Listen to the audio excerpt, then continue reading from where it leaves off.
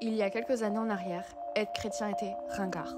Pour les personnes âgées, pour les nuls, pour ceux qui n'avaient pas d'amis, voire même encore pour les intellos. Mais depuis quelques mois, être chrétien, c'est devenu viral.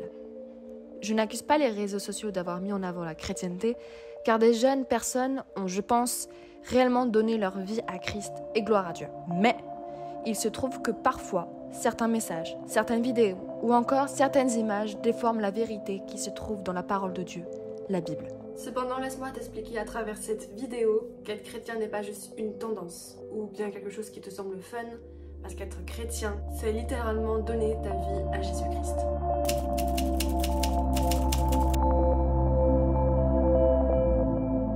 Hello, bienvenue si c'est la première fois que tu tombes sur ma chaîne YouTube, ou sinon bah écoute, bon retour, welcome back. Je m'appelle Jeanne, j'ai 24 ans et avant de te parler de ce phénomène, je t'invite déjà à liker cette vidéo et à t'abonner à ma chaîne YouTube, ça me ferait super plaisir, et surtout à la faire croître et à me suivre sur mon Instagram, Jésus ma joie. C'est là où je poste toutes les stories, où je peux vous répondre en DM, ça me fait super plaisir. Pour être complètement honnête et transparente, à la base, je ne voulais pas écrire cette vidéo. Je pensais même pas l'écrire un jour sur ma chaîne YouTube, même si j'avais déjà remarqué que être chrétien, c'est devenu viral.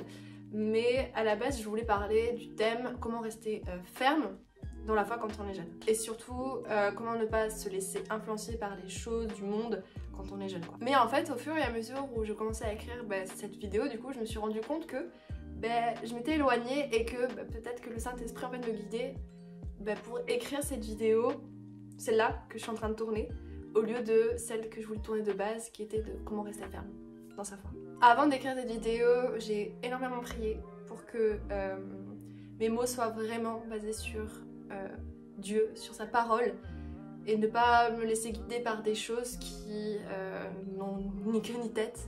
Donc voilà, sachez-le. Du coup, avant de traiter ce sujet, je veux d'abord définir le terme viral. Donc d'après notre dictionnaire Le Robert, il définit cet adjectif par quelque chose qui se propage rapidement sur internet. D'accord, ok, je vois, je comprends, y a pas de souci. Maintenant, je veux te proposer quelque chose. Nous allons voir ensemble dans un premier point comment être chrétien est devenu finalement une tendance, c'est-à-dire quelque chose qui se propage de plus en plus sur les réseaux. Dans un deuxième point, pourquoi c'est devenu une tendance, comment tout ça s'est engendré en fait dans une tendance. Donc quelque chose qui est devenu populaire par la suite. Et en troisième point, j'aimerais te donner le pour du contre de cette tendance, et donc en gros donner mon avis en tant que jeune femme en Christ qui suis vraiment une chrétienne, quoi. Comment être chrétien est devenu une tendance. On peut voir depuis quelques mois, depuis quelques années, l'apparition de vidéos liées à la foi chrétienne sur internet, et en particulier sur l'application chinoise TikTok. Cette application, tenez-vous bien, contient plus de 1 milliard de vidéos liées avec le hashtag chrétien. Donc un hashtag français. On parle même pas du monde anglophone, juste chrétien. Ça veut dire que 1 milliard de vidéos ont été vraiment réalisées avec le hashtag chrétien. C'est juste énorme. Mais comment un tel chiffre de vidéos chrétiennes a été réalisé sur ce genre d'application qui à la base, faut qu'on se rappelle, TikTok, c'est à la base une application où les jeunes, parce qu'à la base c'est plus les jeunes qui fréquentent ce genre d'application, donc je vais parler des jeunes en général dans cette vidéo. Donc à la base cette application est censée être un contenu de danse, de chant, de challenge, de défis, d'animaux, de vidéos drôles. Alors comment ces vidéos chrétiens sont finalement apparues sur cette application? This is the question. Je vais t'expliquer quelque chose. Si tu ne savais pas, en fait TikTok fonctionne avec quelque chose qui se nomme l'algorithme. Lorsque tu te crées un compte sur TikTok, il va y avoir des vidéos complètement aléatoires. Tu peux très bien avoir une vidéo de chat, et juste après, un tuto cuisine pour savoir comment faire un gâteau, je sais pas moi, aux carottes. Comme ça. Ou peut-être même, tu finiras par tomber sur une vidéo sur la foi chrétienne. Tu as liké? Hop, tu vas avoir finalement plein de vidéos liées à la foi chrétienne qui vont défiler sur ton algorithme TikTok, du coup. Et mine de rien, il faut savoir que notre cerveau enregistre ce que l'on voit de manière inconsciente. Alors, d'après le site Pourquoi Docteur, qui me semble être un site plutôt correct, il est dit « Le cerveau perçoit et enregistre les stimuli visuels subconscients. Une partie de l'apprentissage se fait de manière consciente. L'autre est moins perceptible car elle passe par des stimuli visuels subconscients. Ainsi, le cerveau réagit à des images ou à de la lumière sans que cela nécessite un effort de l'individu. Donc en gros, sans le savoir, ton cerveau, toi, ta personne, enregistre des choses que tu... sans trop d'effort en fait, sans trop de difficultés, tu vas enregistrer tout ce que tu vois. Et de plus, cela va créer quelque chose qui s'appelle le mimétisme. Les gens vont reproduire tout simplement ce qu'ils voient sur internet et ça va créer un effet de boule de neige. D'ailleurs, je te parlais de l'algorithme par rapport aux nouveaux comptes, mais ça fonctionne très bien avec les anciens comptes ou même les comptes récents, peu importe, en fait n'importe quel compte, l'algorithme va savoir ce que tu aimes. Juste quand tu vas liker une vidéo, quand tu vas commenter une vidéo ou quand tu vas la partager. Donc par conséquent, tout ça, ça va créer une porte ouverte pour des personnes qui veulent se convertir au christianisme, donc donner leur vie à Jésus-Christ. Et ainsi de suite, créer à leur tour des vidéos, etc., etc., etc. En fait, c'est une boucle sans fin. Pourquoi être chrétien est devenu une mode? Dans cette partie-là, je vais beaucoup plus parler des jeunes, donc 13-25 ans, parce que c'est cette tranche d'âge qui est le plus sur les réseaux sociaux. Je n'exclus pas les trentenaires, les quarantenaires et les cinquantenaires, loin de là, mais je m'intéresse surtout dans cette vidéo par rapport aux jeunes. Je ne sais pas vous, mais moi parfois j'aimerais être une petite souris et savoir ce qu'il en est dans la vie de ces vrais jeunes. Je te parle dans la vraie vie, pas sur internet, mais dans la vraie vie. Est-ce que la foi chrétienne, donc Jésus, est un sujet de conversation dans nos établissements scolaires, dans nos collèges, dans nos lycées, ou bien même dans nos universités? Parce que c'est très bien de parler de Jésus sur internet, parler de ton témoignage, parler de ce que Jésus fait dans ta vie, donner des conseils pour être chrétien, mais est-ce que c'est un sujet de conversation, en fait, avec tes amis dans la vie réelle, tout simplement? En tout cas, de ce que j'ai pu voir sur internet, être chrétien, c'est une tendance, c'est une mode, et je vais te dire pourquoi. Depuis quelques temps maintenant, l'homme avec un grand H est en quête de spiritualité, en quête de sens. Et j'ai vraiment remarqué ce changement-là depuis quelques années maintenant. Je te parle pas il y a 10 ans, mais vraiment il y a 5-6 ans maximum. Avant, on ne se posait pas trop la question, avant le Covid, mais depuis que cette maladie est arrivée en fait sur notre planète Terre, je trouve que les gens en fait se posent de plus en plus de questions sur le côté spirituel. Alors pendant des années, tout ce qui était astrologie, horoscope, voyance, médium et tout, c'était à fond, mais ça c'est depuis l'époque de vraiment, depuis longtemps. C'était vraiment des sujets mis en avant, mais vraiment. Et tout ce qui était religion était vraiment mis de côté en fait. C'était vraiment vu comme vieillot en fait. Vraiment mis sous le tapis. Mais j'ai remarqué, et je sais pas vous, j'aimerais vraiment savoir votre avis. J'aimerais vraiment savoir votre avis, ce qu'il en est de votre point de vue là. Mais moi, depuis le confinement, j'ai vraiment remarqué que la religion, vraiment la religion, que ce soit toutes les religions possibles, je vais pas mettre tout ce qui est islam de côté, parce que vraiment peu importe la religion, mais en particulier la religion chrétienne, j'aime pas ce terme de religion, vous savez, mais bon bref, je vais parler de ça, comme ça, mais je trouve qu'être chrétien, le fait d'être chrétien, c'est un sujet qui est de plus en plus évoqué, ce qui n'est pas une mauvaise chose en soi, on est bien d'accord, car vraiment je pense que des personnes ont vraiment pu rencontrer le Seigneur Jésus grâce à cette application TikTok, ou ces autres applications comme Snapchat que je ne parle pas, ou que je vais peut-être évoquer plus tard dans la vidéo, ou bien comme YouTube qui vraiment regorge de vidéos liées à la foi chrétienne, c'est incroyable. Donc vraiment je pense sincèrement que des personnes ont pu rencontrer le Seigneur grâce à ces applications-là. Également, en deuxième point, je dirais que l'évolution sociale, les opinions en fait, des gens ont évolué aussi. Pareil, je dirais vraiment la même période que le confinement. En fait, je sais pas pourquoi, mais vraiment le confinement, je sais pas ce qui s'est passé, mais ça a permis à ce que beaucoup de choses bougent, en fait, puissent bouger. Mais j'ai vraiment cette sensation, ce sentiment que depuis le confinement, en fait, les opinions liées à la foi chrétienne ont vraiment évolué. Maintenant, quand on va dire qu'on est chrétien, on sera plus perçu comme quelqu'un de sectaire ou quelqu'un qui est bizarre, en retrait, etc. Mais maintenant, on va dire, ok, t'es chrétien, cool. On sera plus vraiment critiqué par rapport à notre croyance, etc. Et ça, c'est vraiment remarquable. C'est vraiment libérateur, si je puis dire. Et ça permet à ce qu'on puisse parler de notre foi librement, plus librement. Et du coup, parler de Jésus et partager la bonne nouvelle. En fait, c'est ça, l'acceptation de notre foi vis-à-vis de quelqu'un qui ne croit pas forcément en Dieu ou quelqu'un qui est d'une autre religion, en fait, a vraiment évolué. Et c'est vraiment remarquable. Je trouve vraiment que depuis vraiment peu de temps, je parle en termes d'années, peu de temps, c'est remarquable. Mais en contrepartie, parce qu'il n'y a pas que du positif dans tout ça, c'est qu'il y a d'autres idéologies qui ont également évolué, comme le fait de changer de sexe en 2 secondes. Donc tu es une personne transgenre. Est-ce que tu peux dire ce que c'est pour les personnes qui nous regardent? En gros, moi je suis né avec un sexe masculin, dit masculin, mais avec un genre féminin. En gros, j'étais une femme à l'intérieur de moi, je l'ai toujours été. Mais mon corps ne suivait pas forcément mes envies au niveau physique. Et du coup, j'ai subi des opérations de chirurgie esthétique ou réparatrice pour être la femme que je suis aujourd'hui. Ok, merci. Il n'y a pas que des bonnes choses malheureusement. Puis en dernier point, et je vais pas m'attarder dessus parce que ça me...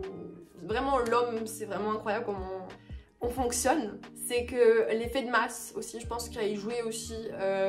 L'effet boule de neige, comme je vous ai dit au début de la vidéo, ça donne envie. Et par mimétisme, on copie les autres. Et donc voilà, je pense que ça a y joué aussi. Le pour du contre de cette tendance. Il y a beaucoup de points positifs liés à cette tendance, mais en opposition, il y en a beaucoup qui sont dans le négatif. Je vais pas vous le cacher. On va commencer par les points positifs car il y en a beaucoup plus que les négatifs malheureusement. En premier, et pour moi c'est le plus évident, j'en suis persuadée, c'est une certitude pour moi, qu'il y a vraiment des jeunes, des personnes qui ont rencontré le Seigneur grâce à ces réseaux sociaux là et qui ont donné vraiment leur vie à Jésus-Christ et qui veulent passer par les eaux du baptême ou qui sont même déjà passés par là, et si c'est le cas, gloire à Dieu, vraiment gloire à Dieu, et tout ça grâce à cette tendance. Voilà.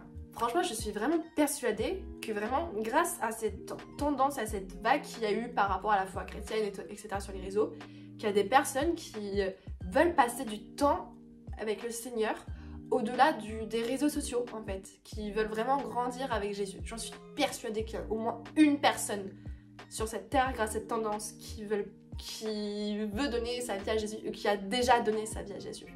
Deuxièmement, le point aussi qu'on peut remarquer aussi grâce aux réseaux sociaux, et j'en fais partie aussi, c'est que grâce aux réseaux, on peut évangéliser. On peut parler de Jésus librement à beaucoup plus de personnes que si on était dans la vraie vie, tout simplement. Alors, je vais prendre ma Bible, je vais la chercher, je reviens tout de suite. Vous êtes toujours là, c'est super.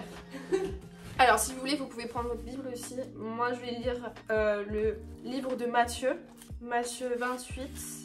Je regarde sur mon ordinateur en même temps. Matthieu 28, verset 19 jusqu'au verset 20. On peut lire jusqu'au verset 20.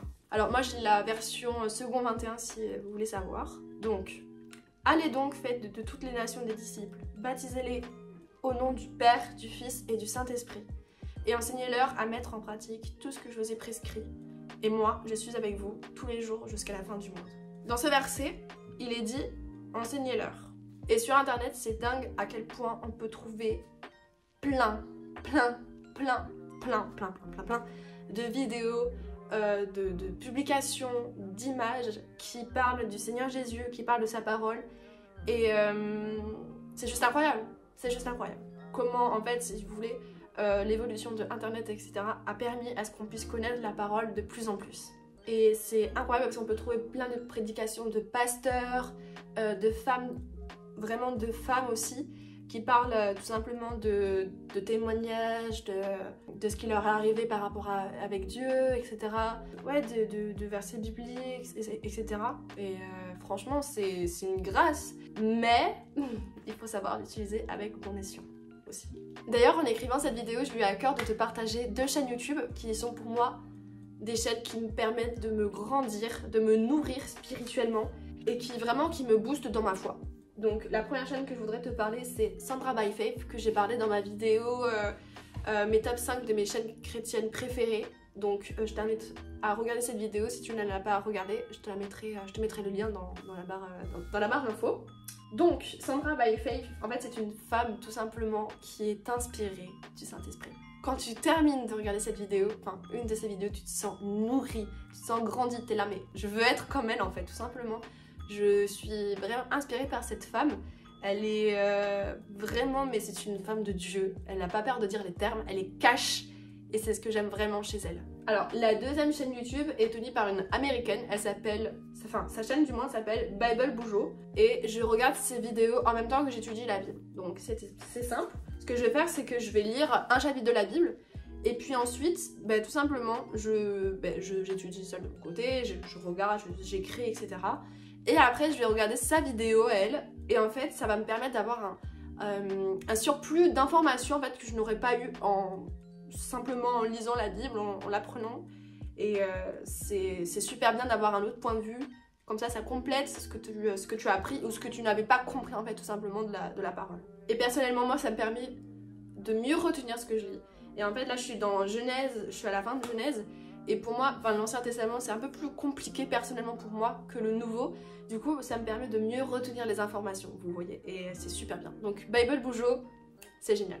Mais de toute façon je mettrai aussi sa chaîne en barre d'infos si vous voulez voir. Et ce qui est bien c'est que si vous parlez pas très bien anglais ou si vous parlez pas très bien, il y a les sous-titres, donc ça c'est super. Enfin les sous-titres anglais du coup, pas les sous-titres français, mais c'est super pratique en tout cas. Maintenant que je vous ai parlé des points positifs liés à ces tendances, je vais parler des points négatifs qui sont pour moi voilà, je suis pas très positive face à cette tendance, je vais pas vous cacher. Mais bref, je vais vous dire les points. Premièrement, c'est qu'on peut voir beaucoup d'erreurs et de mensonges liés à ces vidéos-là, ce qu'on peut trouver sur internet et tout. On peut trouver de tout et de rien, mais surtout de rien en fait. L'Église catholique de la Belgique flamande vient de mettre en place une célébration de prière pour les couples homosexuels qui s'engagent dans une union aimante et fidèle. N'est-ce pas fou quand même ? Donc il faudra faire vraiment preuve de discernement par rapport à ce que vous regardez, vraiment faire une preuve de maturité spirituelle par rapport à ce que vous pouvez trouver sur internet, parce qu'on peut vous enseigner quelque chose qui vous semble tellement bien dit, tellement bien fait, en fait on pense vraiment que la personne elle est vraiment dans la vérité, comment elle parle, etc. Que ça peut vous sembler vraiment juste parce que cette personne est peut-être pasteur, cette personne a peut-être fait des études bibliques, théologiques, et donc pour vous ça semble tellement, cette personne semble tellement sûre d'elle que parfois on se méfie pas vraiment ce qui est écrit là-dedans, vous voyez. Donc ouais, certaines personnes peuvent te dire quelque chose qui te semble, qui est biblique, mais en fait ça ne l'est pas du tout. Donc vraiment, il faut faire vraiment preuve de discernement. Et pour atteindre cette maturité spirituelle, il faut que tu lises la parole qui est la parole de Dieu. Et même parfois tu te demandes vraiment si on a lu la même Bible. Et je sais que tu vois par rapport à... Il y a des versions en fait, parfois il y a des mots qui diffèrent, etc. Mais ça reste quand même des synonymes. Donc, ouais, cette excuse de on n'a pas tous la même version, j'y crois bof. Voilà, tout simplement. Deuxièmement, des personnes vont utiliser cette tendance à leur propre fin. Je parle pas fin manger, fin F-I-N, à leur propre profit en fait, tout simplement. Pour leur propre gloire et non pour celle du Seigneur Jésus. Et je te disais juste avant, en tirer profit, parce que oui, maintenant en faisant des vidéos sur internet, en faisant des publications sur Instagram, tu peux gagner de l'argent. Ça peut choquer, je sais, mais c'est le cas. Mais en fait, je vais te dire un truc, et ouais, quand un sujet marche, quand un sujet marche, tu surfes dessus en fait. Et vraiment, c'est ce que font certaines personnes sans aucun scrupule. Si tu veux gagner de l'argent, tu fais tout pour. Troisième point, et vraiment, c'est juste le fait que c'est devenu une tendance. Que être chrétien, c'est juste ça en fait. C'est juste que être chrétien, c'est une tendance aujourd'hui. Et je vais t'expliquer quelque chose. Être chrétien, c'est littéralement la tradition de disciples de Jésus, disciples de Christ. On suit littéralement ce qui est écrit dans la Bible. Quand on est de nouveau, on ne suit pas une tendance, mais on suit Jésus, sa parole, pas ce qu'il y a sur les réseaux sociaux. Donc voilà, c'est juste ça les points. Pour conclure, j'aimerais juste citer un verset qui est pour moi, qui est complètement à l'opposé de cette tendance, de ce que nous enseigne cette tendance. Il se trouve dans le livre de Marc, pareil, je t'invite aussi à ouvrir ta Bible. Dans le livre de Marc, donc c'est juste après le livre de Matthieu, Marc 8, au verset 34. Puis il appela la foule avec ses disciples, et il leur dit, « Si quelqu'un veut être mon disciple, qu'il renonce à lui-même, qu'il se charge de sa croix et qu'il me suive. En effet, celui qui voudra sauver sa vie la perdra, mais celui qui la perdra à cause de moi et de la bonne nouvelle la sauvera. » J'avais dit juste verset 34, mais verset 35 aussi est très bien. En fait, Dieu est mon tout.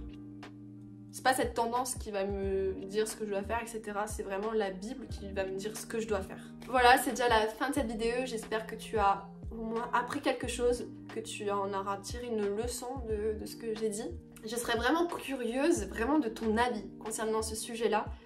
Parce que moi justement c'est ce que j'avais remarqué depuis quelques temps, mais là ça s'est vraiment concrétisé quand j'ai vu qu'il y avait un article carrément du Figaro qui a sorti un article disant que ouais, de plus en plus de jeunes parlent de leur foi librement sur internet, et c'était pas le seul article que j'avais trouvé sur internet tout simplement. En tout cas, je vous souhaite une très bonne soirée ou une très belle journée à l'heure où vous regardez cette vidéo. Je vous retrouve bientôt sur ma chaîne YouTube, je vous fais de gros bisous, bye bye.